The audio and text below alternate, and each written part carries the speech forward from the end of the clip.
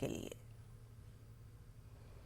वज़ीर-ए-आज़म नरेंद्र मोदी ने जम्मू कश्मीर के पुलवामा में खुद रोजगार की मिसाल कायम करने वाले 2 भाइयों बिलाल अहमद शेख और मुनीर अहमद शेख का जिक्र किया।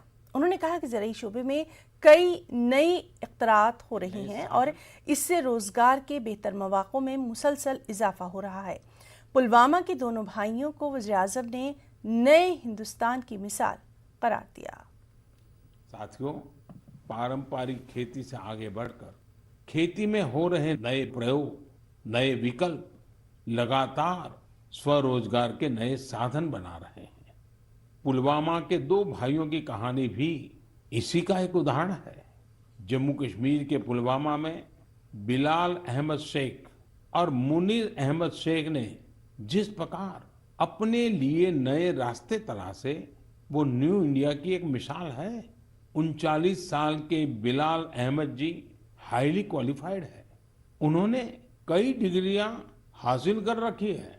अपनी उच्च शिक्षा से जुड़े अनुभवों का इस्तेमाल आज वो कृषि में खुद का स्टार्टअप बनाकर कर रहे हैं। बिलाल जी ने अपने घर पर ही वर्मी कंपोस्टिंग की यूनिट लगाई है।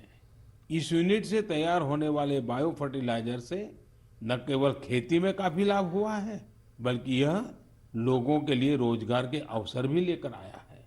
हर साल इन भाइयों की यूनिट से किसानों को करीब 3000 क्विंटल वर्मी कंपोस्ट मिल रहा है।